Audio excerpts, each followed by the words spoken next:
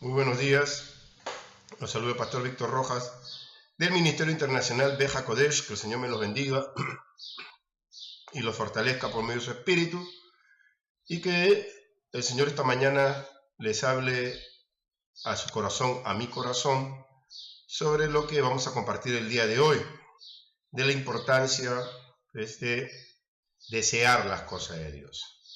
Y lo vamos a ilustrar por medio de lo que sucede entre Elías y Eliseo, cuando Dios le revela a Elías que se lo va a llevar en un torbellino.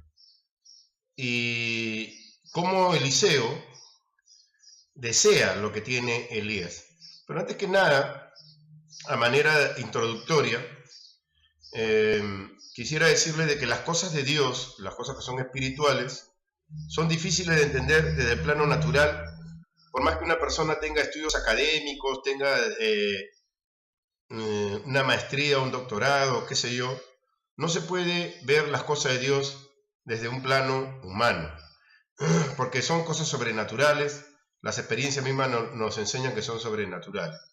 Podemos ser personas escépticas en cuanto a lo sobrenatural y querer resolver todo desde el plano académico, pero muchas veces no va a ser así.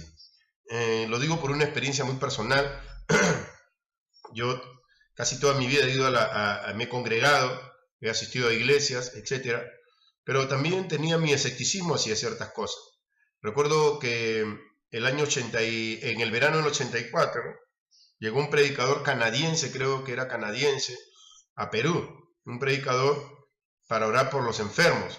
Decían que se sanaban, los mudos hablaban, ¿no? Este predicador llamado Roy Durman, no sé si seguirá vivo este predicador, pero cuando él iba a comenzar a orar por los enfermos, dijo que iba a orar por los enfermos, que iban a haber milagros, mi primera reacción era que él le pagaba a esa gente para hacerse los enfermos y después decir que se habían sanado. Esa fue mi primera reacción. Entonces, para corroborar de que realmente este hombre estaba hablando de parte de Dios, fui hacia adelante. Ojo, era siempre como creyente, ¿no? Yo decía, está bien, creemos en Dios, creemos en la Biblia, pero ¿cómo sé yo que Dios sana, ¿no? Usaba siempre mi razonamiento humano. Y grande fue mi sorpresa cuando vi a personas paralíticas pararse paralíticos, ¿no? Personas realmente que eran huesos, prácticamente huesos. No estoy exagerando. Me asusté. Dije, ¿qué es esto? ¿No? Este hombre. Y después vi a un hombre en silla de ruedas levantarse, sus piernas flaquitas. Vos te das cuenta cuando una persona está enferma. Y dije, no, este hombre debe estar con Dios, ¿no? Pero qué raro, pero ¿cómo es posible que estén sucediendo milagros en este tiempo? Pero es cierto, eso no se puede explicar ni científicamente ni académicamente. Hay mucha gente que pierde el tiempo queriendo explicar las cosas de forma académica y científica. Hay cosas que no se pueden explicar porque en realidad no se pueden explicar. Yo no me lo podía explicar, ¿no? Ni aún cuando he estado estudiando y aún cuando estaba en este lugar donde estudié, en este internado, que llegaban profesores que eran doctores en Biblia, ¿no? Que te dan un entendimiento académico, y después que tuve que investigar muchas cosas sobre la cultura hebrea y las traducciones y el idioma, que muchas veces cambia cuando lo hacemos en nuestro idioma, te encuentras que hay un mundo espiritual que no se puede explicar académicamente. Cuando estuve en la ciudad del Cusco, vi cómo le creció la pierna a un hombre que tenía el pie chico. Y yo también dije, no, me voy a acercar porque por ahí hay truco. Ya tenía más edad, ya estaba predicando. Y vi cómo le creció la pierna al hombre. Salté casi 1 metro hacia atrás, ¿no? ¿Cómo se sanó en el nombre del Señor Jesús? Vi muchas cosas sobrenaturales y siempre las razonaba. Creía en los milagros, pero siempre estaba con mis razones ahí. Y también he visto cosas, ¿no? Gente que dice que tiene visiones, que tiene sueños, que para mí también era una cosa. Porque no crea usted, si va a ver este video, no crea que todas las personas que van a la iglesia creen en los milagros. No crea que todas las personas creen en la palabra que está diciendo el pastor o en los sucesos sobrenaturales. No, van a haber personas, y las hay, existen personas que quieren explicar todo desde una perspectiva académica o científica, algo muy raro, que lo espiritual es espiritual, diría yo, y yo me acostumbré a estudiar, hasta el día de hoy estudio, le exijo a la gente que está en mi congregación que estudie, tengo estudios profundos a nivel científico con relación a la Biblia, pero no ignoro que existe el mundo espiritual, que es una cosa muy poderosa que la mente humana no lo puede entender con su razonamiento. Mis respetos a todos los que estudian y a todos los que se dedican a querer explicar las cosas de una manera científica o lingüística o arqueológica. Lo pueden explicar si quieren, como quieran, pero eso no quita que el mundo espiritual tenga un funcionamiento muy profundo. Lo digo y lo he comprobado muchas veces. Aquí en casa tengo un montón de libros en el plano científico y hasta crítica textual, y etcétera, y todas esas cosas, pero no ignoro que hay un mundo espiritual. ¿Por qué? Porque veo milagros que para mí son cosas sorprendentes, que no se pueden explicar, y quizá para algunos no, que es un fanatismo, que no, porque en la iglesia lo explican mal. Lo espiritual, hermanos, no se va a poder explicar con razonamiento humano. Le digo que no. Hace muchos años, un arqueólogo le discutía a un científico judío acerca del pórtico de Salomón, ¿no? Por el carbono 14 y otra cosa, hemos descubierto que ese pórtico es de un periodo tardío, le dice él, ¿no? Y el científico judío le dice, ¿sí? ¿Estás seguro? Le dice, sí. Pero ¿cómo se llama ese pórtico? Le dice, el pórtico de Salomón. Bueno, ¿tú ves el pórtico? Sí, le dijo, yo también lo veo, le dice, ¿no? Y el científico judío le dijo, lo que quiero es que tú me expliques por qué está el pórtico ahí. Dice que es de Salomón y es de Salomón. ¿Está en la Biblia? Está en la Biblia. Ahora explícame por qué es de Salomón. Por ahí tu carbono 14 se equivocó. Porque no todo lo que dice el carbono 14 tiene exactitud, le dice. Y ni no todos los manuscritos antiguos que tú encuentres son fiables. ¿Por qué? Porque también en la antigüedad ha habido gente que trucó cosas. O sea, el hombre de la antigüedad falsificó documentos, y usted lo encuentra, usted dice, es de ese periodo. Y el arqueólogo dijo, bueno, claro, es cierto. Entonces no me digas que no, ahí está el pórtico de Salomón. Y si no estuviera, yo te daría la razón. Pero ahí está el pórtico, explícame por qué está. No me digas que es del periodo tardío. Ahí está el pórtico frente a tus ojos y frente al mío. Entonces, no vengas a decirme que no fue Salomón. Mientras tú no me demuestres que no fue Salomón, ese pórtico que yo lo veo y tú lo ves, lo hizo Salomón. ¿Estamos? El científico, no, pero hay que verlo. Mira, me dijo, tú no me puedes explicar esa cosa porque ahí está el pórtico. No me digas otras cosas que no son. Y así, en varias cosas que el arqueólogo quiso explicarle al científico judío, le dijo, pero tus ojos están viendo, entonces, ¿de qué estamos hablando? ¿De qué estamos hablando? Le dijo. Este es el punto, ¿no? Es el punto. Recuerden que las falsificaciones existieron, y se pueden haber guardado también cosas falsificadas, y uno las toma como verdaderas. Eso ha existido siempre en la historia, para desvirtuar cosas. Entonces, los egipcios no querían que se supiera sobre lo que pasó en Egipto, pero hay documentos antiguos que corroboran las cosas que hubieron durante el periodo del éxodo hebreo, ¿no? Que dicho sea de paso, que Israel no salió solo, salieron personas de otras naciones. Son cosas que se van viendo para poder darle una introducción a lo de Elías, porque por ahí hay personas que pueden pensar que lo de Elías es un mito, que no sucedió, que en realidad Dios no se lo llevó, que a la gente le pareció, porque la gente que lee la Biblia es una fanática, porque la gente que lee la Biblia es ciega, no conocen la crítica textual, etc. Pero, hermanos, todas aquellas personas que hemos estudiado seriamente las Escrituras, ¿no? Y que después vemos sucesos sobrenaturales que van más allá del estudio, terminamos viendo que hay una verdad que la mente no puede entenderlo en el plano académico, no lo va a poder entender en el plano académico. Yo se lo digo esto así, con mucho respeto a todos los que estudian, incluyéndome. Gracias a Dios he podido estudiar. Tengo mis estudios, que no decir qué grados tengo en estudio, no vienen al caso en este momento. Yo no predico con el diploma ni con nada de esas cosas, porque no vienen al caso. Pero para una mente estudiosa, es resistente creer lo sobrenatural. Y eso es lo que a mí me ha pasado durante mucho tiempo.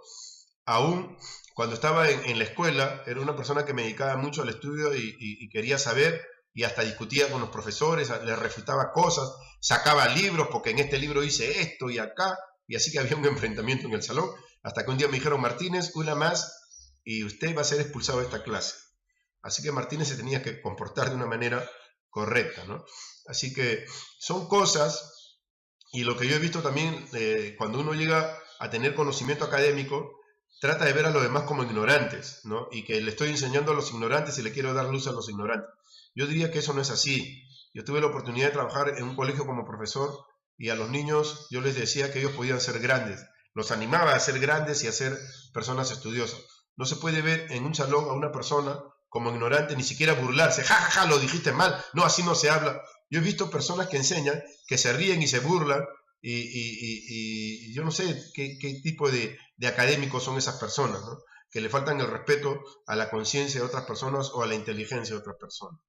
Quiero que sepa que las cosas sobrenaturales de Dios no se pueden explicar científicamente, ni académicamente, ni con descubrimientos arqueológicos. No se puede. O sea, yo respetando todas esas cosas, vuelvo a repetir, yo tengo acá en mi casa muchos documentos que usted ni se imaginaría. Los tengo ahí. Pero he visto cosas que son sorprendentes. Si yo le digo que he visto gente resucitar, usted no lo va a creer. Lo he visto con mis ojos y yo me sorprendí. Decía, ¿qué es esto? ¿Qué es esto? ¿Qué está pasando acá? ¿No? Yo sé que hay personas que han estudiado que nunca tuvieron ese tipo de experiencia, pero las hay.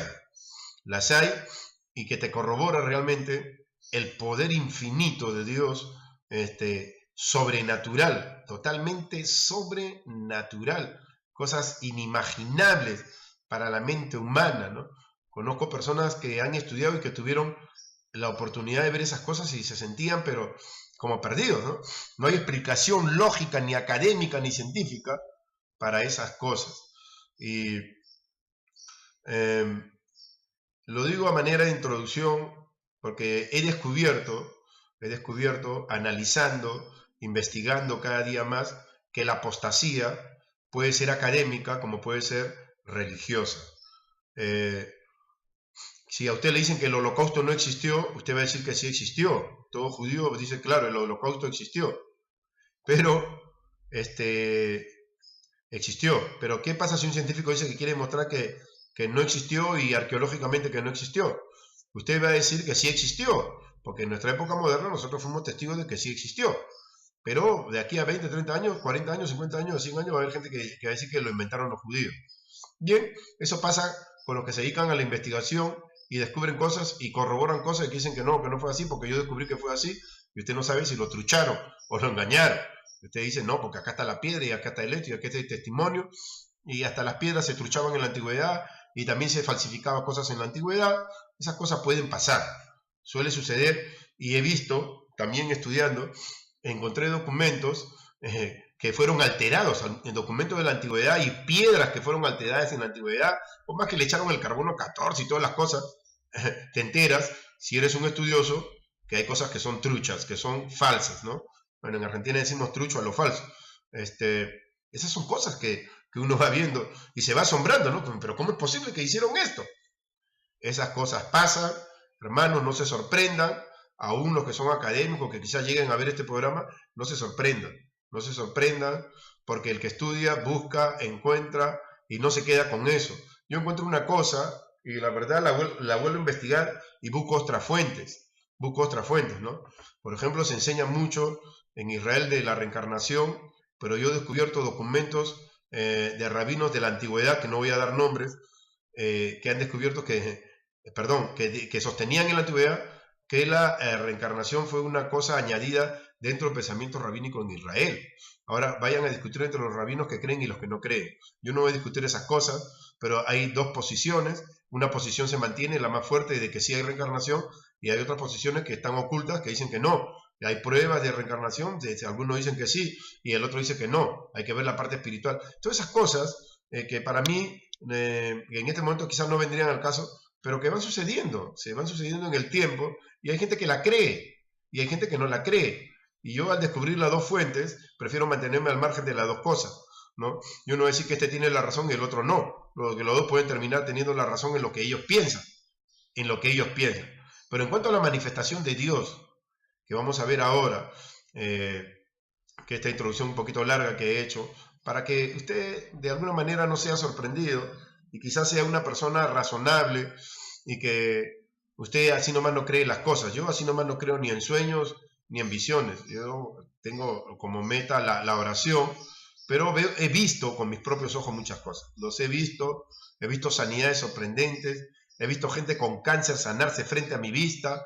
Una vez oramos por una joven que tenía un cáncer, le dije, sáquese la gorra para orar, se sacó el sombrero y la chica estaba pero sin pelo, me sentía avergonzado, le dije, no, ponte la gorra.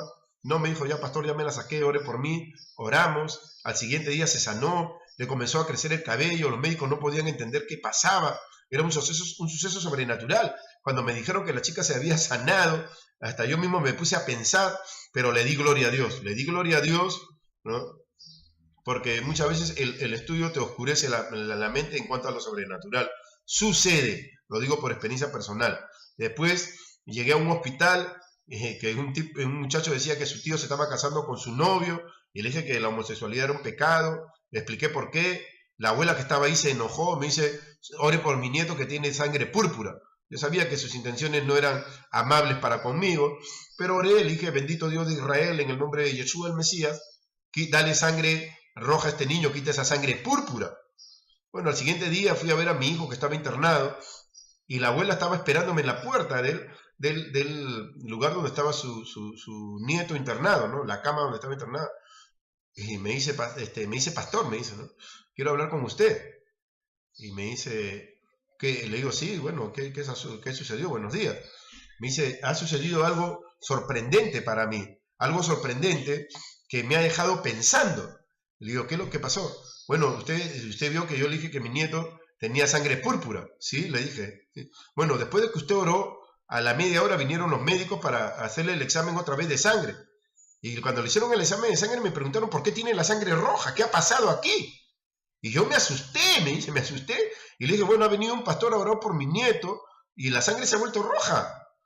Porque ustedes están diciendo que se volvió así y su nieto está sano y le dieron el alta. Y yo me quedé pasmado. Me dice, pero ¿usted cómo sabía que mi nieto se iba a sanar? Le dije, no, yo no sabía. Usted me hizo un pedido y yo oré nada más. Y Dios lo ha sanado a su nieto. Yo no soy sanador ni nada de esas cosas. En todo caso, Dios lo ha sanado. Dele la gloria a Dios. Busque una iglesia donde usted se pueda congregar y dele la gloria a Dios. Pero eso me dejó pensando todo el día, ¿no? ¿Por qué? Porque le vuelvo a decir, una persona que estudia mucho, muchas veces se vuelve resistente a los milagros y a creer en lo sobrenatural y pensar que otras personas son fanáticas, que se rayaron, ¿qué pasó con ellos? Eso pasa con la mente académica. Y perdón la expresión que voy a usar, hasta creen que los que van a la iglesia son estúpidos que están creyendo en lo que el pastor dice, en milagreros y que tienen fanatismo religioso. No se equivoque, no se equivoque, no se equivoque, porque muchas veces yo me he equivocado. No se equivoque que hay un Dios que sí sana y que sí libera a las personas. Hay un Dios que tiene un poder inimaginable y que científicamente y académicamente, con todos los grados que usted tenga, no lo va a entender. No lo va a entender. Y como he tenido la oportunidad de poder tener frente a mí a psicólogos llorando porque no sabían qué hacer con sus vidas, y ver ellos el poder de Dios, cómo los sanaba, yo hablaba con ellos, y Dios los sanaba de sus heridas que tenían desde su niñez. Yo les decía, pero ¿cómo haces vos para tratar a tantas personas, ¿no? A tantas personas, no, yo cambio de personalidad, me decía, mi sufrimiento, mi dolor, pastor, no lo puedo mostrar, estoy defraudado, fui abandonado, me hicieron esto, me hicieron aquello. Es sorprendente, ¿no? Pero ellos, cuando llegaba un paciente, se ordenaban, mentalmente se preparaban, ¿no? Y se preparan hasta ahora. Pero esas personas, en el caso que yo vi, con muchos problemas detrás de ellos, que ellos no podían hablar de Dios, pero a mí me pedían ayuda, me decían, pastor, ayúdeme, ore por mí. Son cosas, estoy hablando de testimonios reales. Académicamente usted no lo va a poder explicar. Ni esta historia que voy a leer y que quisiera ser breve, esta historia no lo va a entender. Pero el deseo de servir a Dios es eso, es un deseo. Si hay fanáticos religiosos que los pueden haber, que creen que una persona es un apóstol, un profeta, es un problema de ellos, no es problema mío. No me quiero meter con esas cosas, porque hay gente que, si usted me dice que hay fanáticos en la iglesia, yo le voy a decir que sí, los hay. Hay gente que no quiere escuchar nada, hay gente que no le gusta estudiar nada, hay gente que ni siquiera quiere investigar nada, y dice, no, yo por fe ya creo esto. No, tampoco no es así. Hay que estudiar, hay que saber desde el idioma original el matiz de todas las cosas. En eso todos estamos de acuerdo, pero yo estoy expresando que lo sobrenatural existe. Lo sobrenatural es una cosa poderosa. Ni tu documento que tú descubras de la antigüedad van a quitar el poder que uno ve de Dios. Yo he visto mucha gente levantarse, paralíticos levantarse. Es sorprendente, ¿no? Y como dije al principio, yo pensaba que a esa gente le pagaba y decía, ¿qué es esto? ¿No? No hay mente lúcida para esas cosas sobrenaturales. Dice, aconteció que cuando quiso el Eterno alzar a Elías en un torbellino al cielo, Elías venía con Eliseo de Gilgal. Y dijo Elías a Eliseo, quédate ahora aquí porque Adonai me ha enviado a Bet-El. Y Eliseo, Elisha, ¿no? el discípulo del profeta Eliyahu, le dijo, vive el Eterno y vive tu alma que no te dejaré. Descendieron pues a Bet-El. Y saliendo Eliseo a los hijos de los profetas que estaban en Bet-El, le dijeron, ¿sabes que el Eterno te quitará hoy a tu Señor de sobre ti? Y él dijo, sí, yo lo sé, callad. Ahora, dése cuenta en esta historia, Elías va a ser levantado por Dios, pero Elías estaba viviendo en un lugar en Israel, en el reino de Israel, el reino del norte, donde la idolatría había aumentado poderosamente. ¿Qué sucedía? La reina Jezabel se casó con el rey Ahab. Ahab es un nombre, Acab en el español, pero Ahab es el nombre hebreo de él. Se había casado con esta reina fenicia, una reina idólatra, una reina totalmente pagana para los ojos de Israel. Y obviamente esta mujer había llevado profetas fenicios a Israel para que profetizaran. Y se encargó de ir asesinando a los profetas de Israel, y los que pudieron huyeron a los montes y a ciertos lugares para resguardar su vida. Y los profetas que mata Elías eran profetas fenicios, no eran profetas judíos que habían caído en la apostasía, no, eran profetas fenicios que había traído esta mujer, Jezabel, que era también una mujer fenicia, a vivir a Israel e implantar el culto a Baal. Dicho sea de paso que el nombre Baal significa marido, esposo o dueño, y en algunas ocasiones al rey de Israel también se le llama Baal en la Biblia hebrea sobre todo, ¿no? Esto para que no se preste a confusiones. Entonces, la palabra marido y esposo en hebreo también significa Baal, o Baalí, o mi marido, etcétera, ¿no? Esto para que vean que el nombre Baal no solamente estaba asociado a la divinidad pagana, sino también a la vida cotidiana del pueblo de Israel. En todo caso, esta reina pagana llevó a estos falsos profetas, y el enfrentamiento de Elías tiene que ver con esta gente. En medio de todo eso, cuando Dios le dice que unja a Jehú como rey de Israel, y que a Hazael como rey de Siria, y que unja a Eliseo, hijo de Safat, como reemplazante de él en la actividad profética, para que él pueda ser llevado en el torbellino. Dicho esto, llega el momento en que Elías tiene que partir, y que tanto Elías como Eliseo van a tener que enfrentar la actividad profetice pagana que se había extendido sobre Israel, y que muchos hebreos israelíes estaban practicando el paganismo. Sabemos pues por historia de que Dios hace descender fuego del cielo para que se corrobore de que el único Dios verdadero es el Dios de Israel, el Dios único, y que los otros dioses son invención humana del pensamiento humano.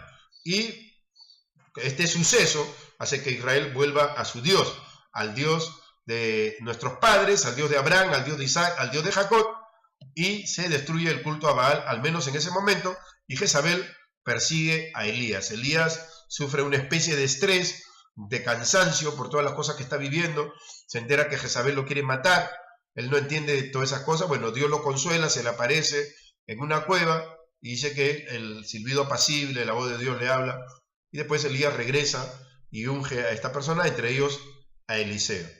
Eliseo es tomado como una especie de hijo, no solamente como un empleado de Elías, sino como una especie de hijo a quien él le va a enseñar toda la actividad profética. Pero consecuentemente con eso, como dice la historia, habían unos profetas en Bet-El a quien Dios le había revelado a ellos de que se iba a llevar a Elías.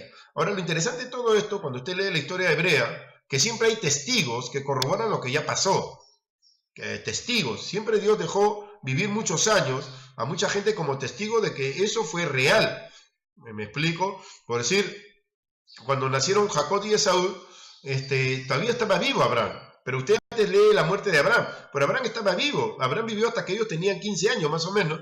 Y ellos fueron testigos. Abraham le contó las cosas que habían pasado, las cosas que habían sucedido, ¿no? Y cuando nacieron los hijos de Jacob, igual Isaac todavía estaba vivo. Cuando se lo llevan a José a Egipto, Isaac todavía estaba vivo. Usted lo puede leer en su Biblia. Como un testimonio viviente de que lo que Jacob le estaba enseñando a ellos era real. Era real. Y siempre Dios dejó testigos, personas que vivieron muchos años, para que se supiera que esto es verdad. Así que lo que se quiere decir que fue falso, que no existió, ellos vivieron y fueron testigos, testimoniales, testigos vivientes, y se puede decir así, un documento viviente de que eso era cierto. Y este documento viviente de Elías es Eliseo. Eliseo va a suceder a Elías. Pero hoy habían profetas también con un testimonio de que lo que iba a pasar con Elías. Así que no imaginemos que estaban solamente Elías y Eliseo juntos conversando, no. Habían profetas que ya sabían lo que iba a pasar. Y en el verso 4 dice, Elías le volvió a decir a Eliseo, quédate aquí ahora en Betel, porque el Eterno me ha enviado a Jericó, o Jericó en español, y él dijo, vive el Eterno y vive tu alma, que no te dejaré. Vinieron pues a Jericó. Se fueron a Jericó, ¿y cuánto habrán caminado de una ciudad a otra? Y se acercaron a Eliseo los hijos de los profetas, eran otros hijos de otros profetas, que estaban en Jericó y le dijeron, ¿sabes que el Eterno te quitará a tu Señor de sobre ti? Él respondió, sí, lo sé, callad. Él sabía, pero Eliseo deseaba lo que tenía Elías, deseaba lo que tenía Elías. Es por esa razón que cuando el Señor me permitió ver todas estas cosas sobrenaturales que pasaban frente a mis ojos, un deseo entró en mí. Yo le decía, Señor, yo deseo lo que esa persona tiene. Deseo ver esa verdad espiritual que esa persona tiene. Ese poder que para mí, para mi mente, es inimaginable. Quiero tener. Y aprendí que hay que orar, hay que buscar a Dios con todo el corazón, con toda tu fuerza. Y en muchos servicios que Dios me ha permitido compartir su palabra, ha sucedido cosas que para mi mente inimaginable. Gente sanándose de cáncer, gente sanándose de leucemia, gente sanándose de enfermedades incurables. Y aún en los hospitales, una persona que estaba por morir aquí en Buenos Aires, me acuerdo que fuimos a orar, y la persona al segundo día salió del hospital de alta. Y esa persona, escuche, estaba desahuciada. Esa persona tendría que haber estado muerta, y han pasado ya 4 años, ya van a ser 5 años, y esa persona está totalmente viva, totalmente sanada por Dios. Son cosas que para la mente humana, escuche, vuelvo a decir, no tengo nada contra los académicos, porque yo mismo enseño, me han llevado a seminarios, he tenido que enseñar muchas cosas, incluso el idioma hebreo, y sacar cosas que ellos no conocían y que les sorprende, pero siempre respetando a los pastores. Yo no quiero tratar a los pastores como ignorantes, ni esas cosas, porque hay gente que enseña y los trata a los pastores como ignorantes, hasta se ríen y dicen, pastor, pero usted no entiende, y se ríen. No. Hay que tener mucho nivel humano para entender de que si Dios nos permitió estudiar a nosotros, hay que respetar a los que no estudiaron, y si tienen espíritu para estudiar, lo van a hacer, porque hay gente que no quiere estudiar nada, pero hay que tener espíritu para instruir. Es un instructor de la Biblia, un maestro de la Biblia, y ahora veo, entré a una página mesiánica de El Salvador, y hay mucha gente que se hace llamar Moré. Yo no sé por qué se hacen llamar Moré. Dígalo en castellano, usted es un maestro, maestro.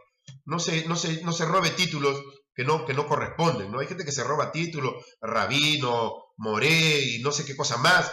Y no sé, y yo los he dicho a la gente de mi congregación, que acá no me vengan a mí a decir ni rabino ni moré. Todo lo que usted quiere decir, yo soy un pastor, enseño la Biblia, si usted quiere decir que sea maestro de la Biblia, hasta ahí. No quiero robar títulos hebraicos, no los quiero hacer. Y así sea cierto o no lo quiero hacer. Pero hay gente que se roba los títulos y se sienten bien así, bueno, que se sientan bien así. Pero hay que tener mucho cuidado con esas cosas. Hay que tener mucho cuidado con esas cosas, porque desvirtúa la mente de otras personas que ya creen que se introdujeron al mundo hebreo. Mientras usted no vive en Israel, mientras usted no hable con un rabino, mientras usted no conozca realmente la cultura judía a fondo, no se robe títulos. Y si se convirtió al judaísmo, tampoco robe títulos. Porque el hecho de que usted se convierta al judaísmo no implica que realmente usted sea o no judío, porque eso está en el Neshemá, en el alma hebrea, en la verdadera alma hebrea, no en gente que usurpa cosas. No hay que usurpar tampoco. la situación. Hay que tener mucho cuidado, porque las cosas sagradas son eso, son sagradas. Y bueno, con el respeto a todas las personas, lo digo porque encontré una persona encontró un diario. Bueno, en realidad a mí me regalaron un diario venido de Israel, un amigo judío, amigo mío, y me dijo, lee este diario, ¿no? Me interesó, se lo presté a un pastor que se lo dio a otra persona que supuestamente también era pastor, y vio la dirección de una sinagoga mesiánica, se fue a Israel y lo ungieron como rabino, y vino como rabino, pero nunca estudió para ser rabino. No sé dónde salió rabino y se hizo rabino, y todo el mundo le dice rabino, y en realidad ni siquiera es rabino. Pero hay gente que roba títulos. ¿Qué se puede hacer? Se roban títulos. Dios tenga misericordia y no permita que nosotros robémosle título a nadie, ni nos hagamos llamar para sentirnos hebreos. Dios tenga misericordia.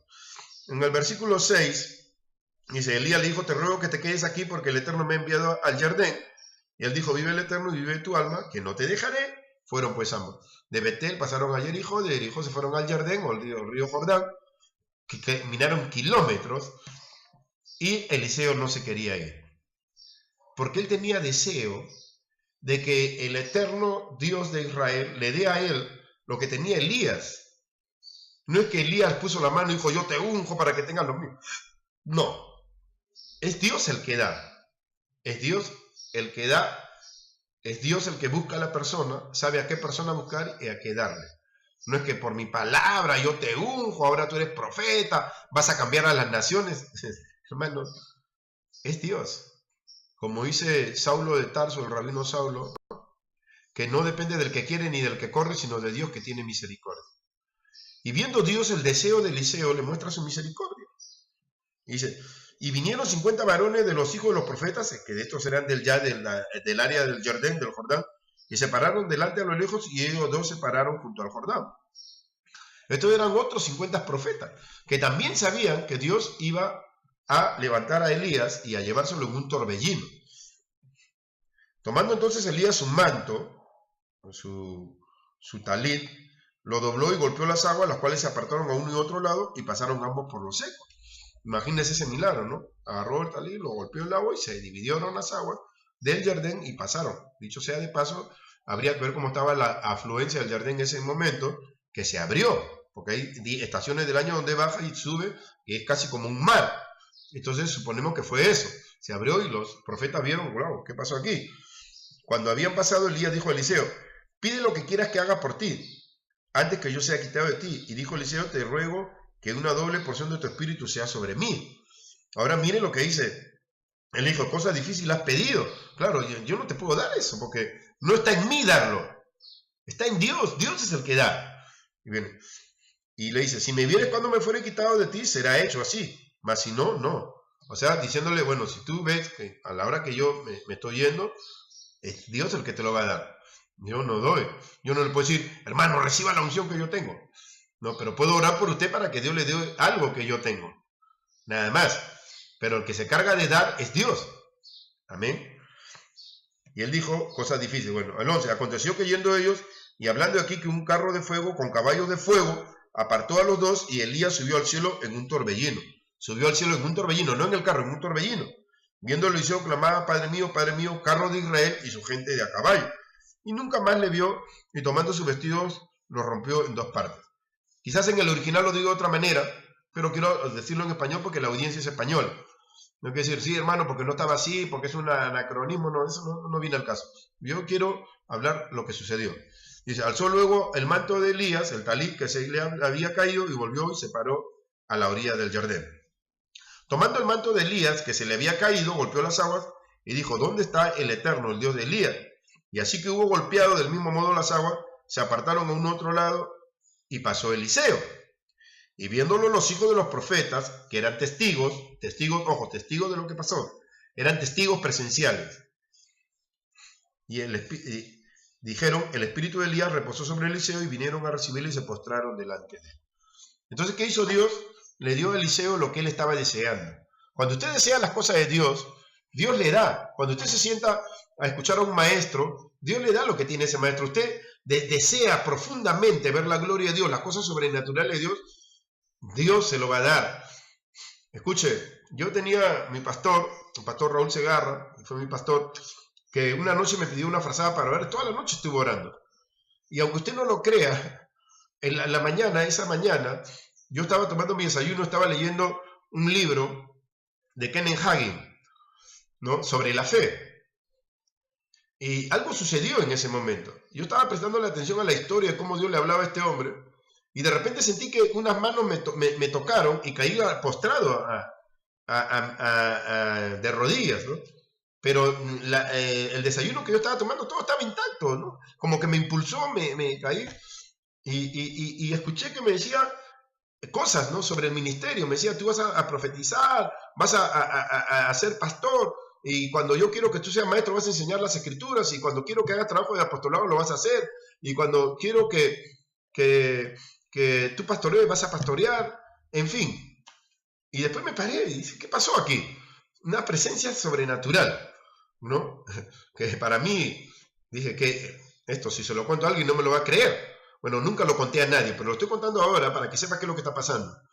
Y por la noche, cuando yo escuchaba que el pastor oraba en lenguas, algunos dicen, no, que es el don de lengua, fanatismo. Yo le digo, hermanos, por la oportunidad que Dios me ha dado de aprender el idioma hebreo, no lo puedo decir que lo hablo fluidamente, pero lo entiendo, hasta cuando cantan entiendo, que cuando he escuchado a gente orando en lenguas, he escuchado muchas palabras hebreas, como yo soy tu Dios que vive, yo soy tu creador, yo soy el que vuelve pronto, y que el Mesías está a la puerta. Todas esas palabras las he escuchado a mucha gente cuando está orando en hebreo. No venga a decir, mucha gente dice, no, porque son cosas satánicas, está comprobado.